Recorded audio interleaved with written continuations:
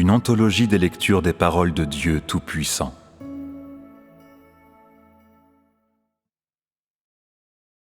Interprétation des mystères des paroles de Dieu à l'univers entier. Chapitre 3.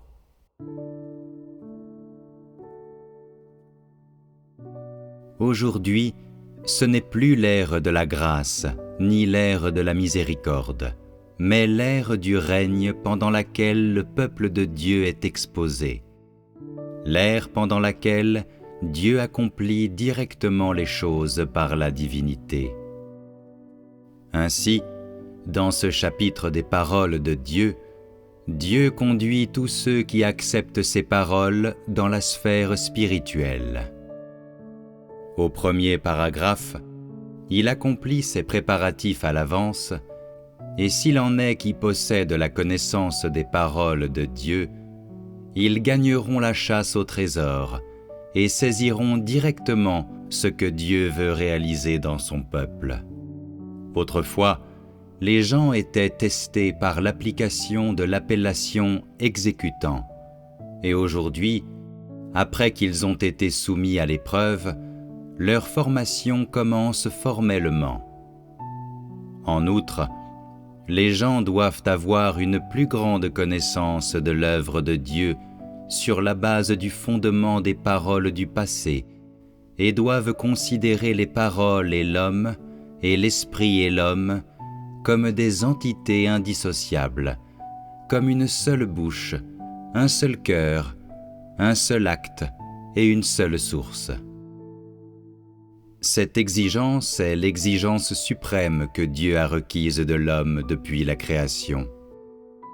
De ce fait, on peut voir que Dieu désire consacrer une partie de ses efforts à son peuple, qu'il souhaite manifester des signes et des prodiges en lui, et plus important encore, qu'il souhaite obtenir de tous les hommes l'obéissance à la totalité de l'œuvre et des paroles de Dieu.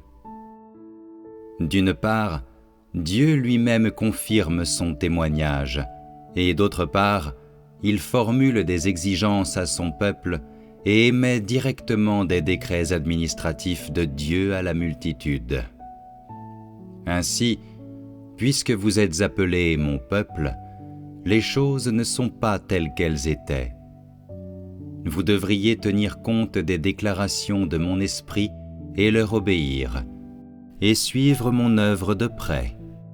Vous ne devez pas séparer mon esprit et ma chair, car nous sommes fondamentalement un, et par nature indivisibles.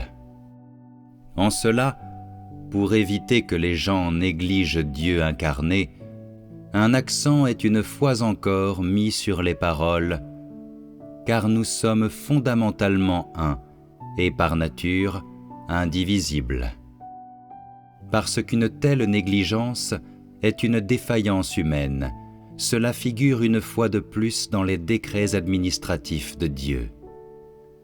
Ensuite, Dieu informe les gens des conséquences de la violation des décrets administratifs de Dieu, sans rien cacher, en disant « Ils subiront une perte et ne pourront boire que de leur propre coupe amère. » Parce que l'homme est faible, après avoir entendu ces paroles, il ne peut pas s'empêcher de devenir plus méfiant envers Dieu dans son cœur, car la coupe amère est suffisante pour faire que les gens réfléchissent un peu.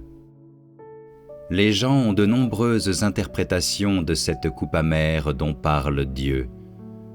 Être jugé par les paroles ou rejeté du royaume, être isolé pendant une période de temps, ou voir sa chair corrompue par Satan et possédé par des mauvais esprits, être abandonné par l'Esprit de Dieu, ou voir sa chair exterminée et chassée vers l'Hadès.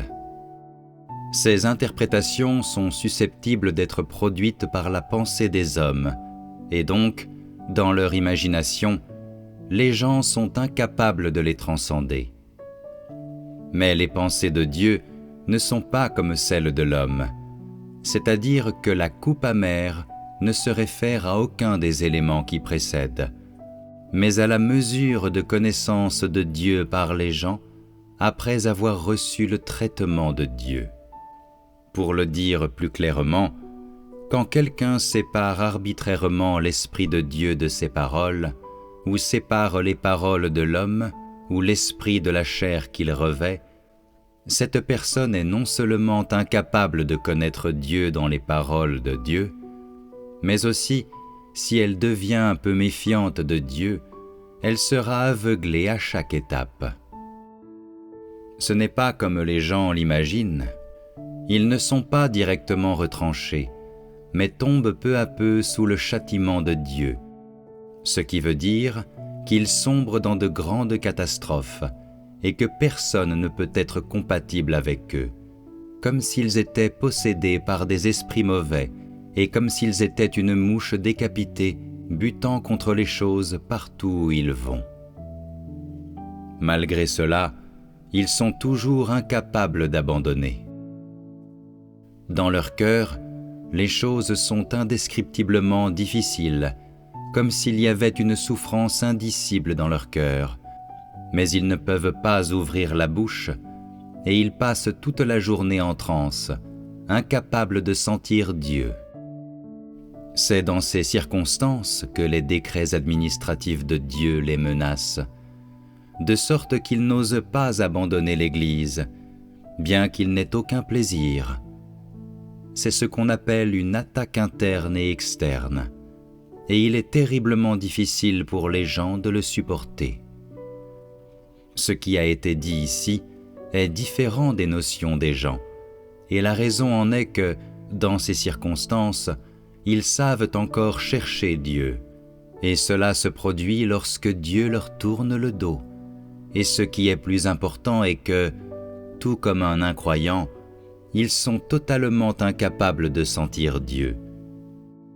Dieu ne sauve pas de telles personnes directement.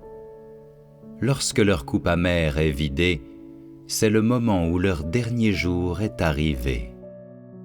Mais à ce moment-là, ils cherchent toujours la volonté de Dieu en souhaitant jouir juste un peu plus, mais différemment du passé cette fois-ci, à moins qu'il y ait des circonstances particulières. À la suite de cela, Dieu explique aussi les aspects positifs à tous, et donc, une fois de plus, ils gagnent la vie, car dans le passé, Dieu a dit que les exécutants n'avaient pas de vie. Mais aujourd'hui, Dieu s'entretient subitement de la vie intérieure. Ce n'est qu'en parlant de la vie que les gens réalisent qu'il peut y avoir encore la vie de Dieu en eux. De cette façon, leur amour de Dieu augmente d'intensité et ils gagnent une plus grande connaissance de l'amour et de la miséricorde de Dieu.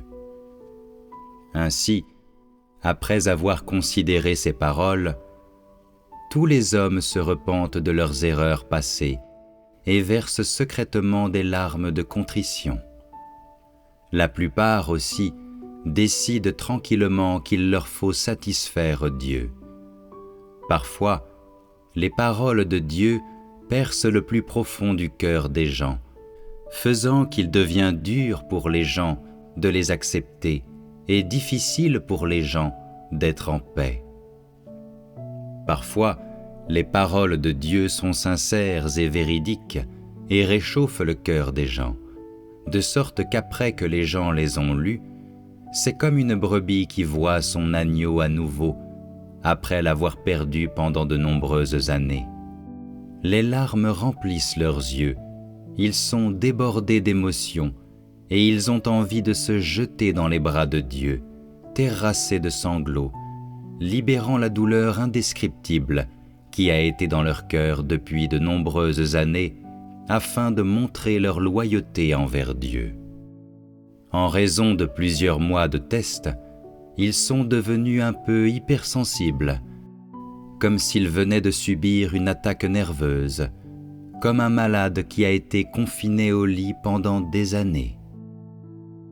Pour les rendre fermes dans leur foi dans les paroles de Dieu, de nombreuses fois, Dieu insiste sur ce qui suit. pour que la prochaine étape de mon œuvre puisse se dérouler en harmonie et sans entrave, j'emploie l'épurement des paroles pour tester tous ceux qui sont dans ma maison. Ici, Dieu dit de tester tous ceux qui sont dans ma maison. Une lecture attentive nous indique que lorsque les gens agissent comme des exécutants, ils sont toujours des gens dans la maison de Dieu. De plus, ces paroles soulignent la sincérité de Dieu envers le titre de « peuple de Dieu », apportant aux gens une mesure de soulagement dans leur cœur. Et pourquoi donc Dieu fait-il remarquer à plusieurs reprises les nombreuses manifestations chez les gens après qu'ils ont lu les paroles de Dieu ou lorsque le titre « peuple de Dieu » n'a pas encore été révélé? Est-ce simplement pour montrer que Dieu est le Dieu qui sonde le cœur de l'homme? Ce n'est qu'une partie de la raison, et ici, cela est simplement d'une importance secondaire. Dieu le fait afin de convaincre totalement tous les hommes, afin que chaque personne puisse, à partir des paroles de Dieu, connaître ses propres insuffisances et connaître ses propres lacunes antérieures en ce qui concerne la vie, et plus important encore, afin de jeter les bases de la prochaine étape de l'œuvre. Les gens ne peuvent que s'efforcer de connaître Dieu et chercher à essayer d'imiter Dieu sur la base de leur connaissance d'eux-mêmes. En raison de ces paroles, les gens changent, passant d'une attitude négative et passive à une attitude positive et dynamique. Et cela permet à la deuxième partie de l'œuvre de Dieu de s'enraciner. On peut dire qu'avec cette étape de l'œuvre comme fondation, la deuxième partie de l'œuvre de Dieu devient un exercice facile, ne demandant que très peu d'efforts. Ainsi, quand les gens rejettent la tristesse de leur cœur et deviennent positifs et dynamiques, Dieu profite de cette occasion pour formuler à son peuple d'autres exigences. Mes paroles sont libérées et exprimées à tout moment ou lieu, et donc, vous aussi vous devriez vous connaître vous-même devant moi à tout moment. Car après tout, aujourd'hui est différent de ce qui a été autrefois, et tu ne peux plus accomplir ce que tu veux. Au lieu de cela, sous la conduite de mes paroles, tu dois être capable de dompter ton corps. Tu dois utiliser mes paroles comme ton pilier et ne dois pas agir de façon insouciante. En cela, Dieu met principalement l'accent sur mes paroles. Dans le passé aussi, il a fait référence à mes paroles plusieurs fois, et donc chaque personne ne peut s'empêcher d'y accorder un peu d'attention. C'est ainsi qu'est indiqué le fond de l'étape suivante de l'œuvre de Dieu. Tous les hommes doivent porter leur attention sur les paroles de Dieu et personne ne peut avoir d'autres amours. Tous doivent chérir les paroles de la bouche de Dieu et ne pas les considérer à la légère. Ainsi seront terminées les circonstances antérieures de l'Église, où une personne lisait les paroles de Dieu et plusieurs répondaient « Amen » et étaient obéissants. À cette époque, les gens ne connaissaient pas les paroles de Dieu, mais les considéraient comme une arme pour se défendre. Pour inverser cela, Dieu sur terre fait de nouvelles exigences plus rigoureuses à l'homme.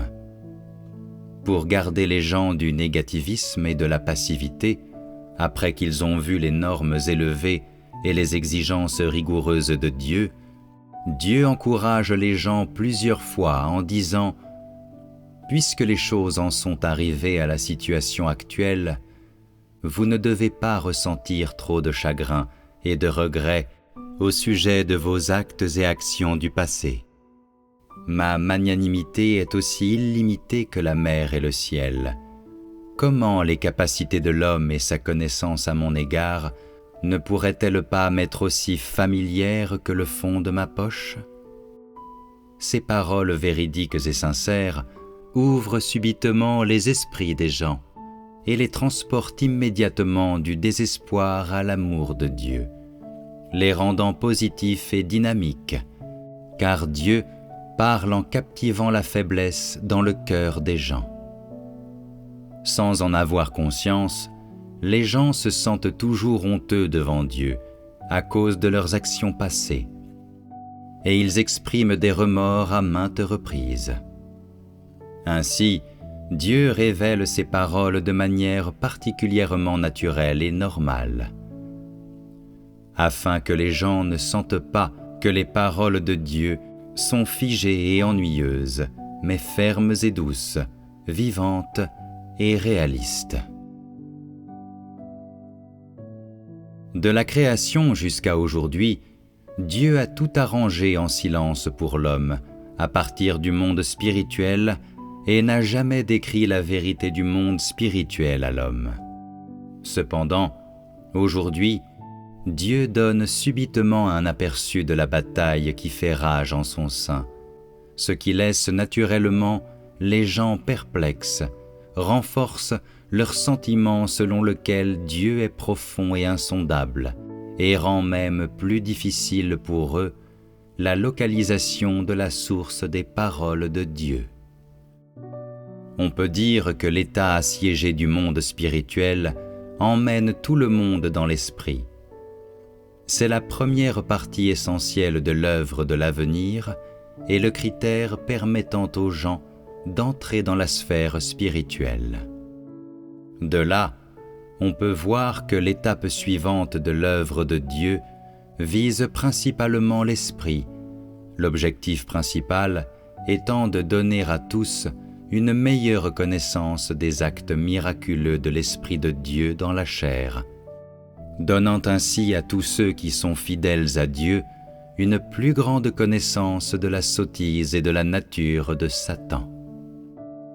Bien qu'ils ne soient pas nés dans la sphère spirituelle, ils sentent qu'ils ont vu Satan, et une fois qu'ils ont ce sentiment, Dieu change immédiatement de moyen d'expression, et une fois que les gens sont parvenus à cette façon de penser, Dieu demande « Pourquoi est-ce que je vous forme avec une telle urgence ? Pourquoi est-ce que je vous communique les faits du monde spirituel ? Pourquoi est-ce que je vous fais des rappels et vous exhorte maintes reprises ?» Et ainsi de suite, toute une série de questions qui suscitent de nombreuses questions dans l'esprit des gens. Pourquoi Dieu parle-t-il sur ce ton ? Pourquoi parle-t-il des questions du monde spirituel et non de ses exigences vis-à-vis des hommes pendant le temps de la construction de l'Église ?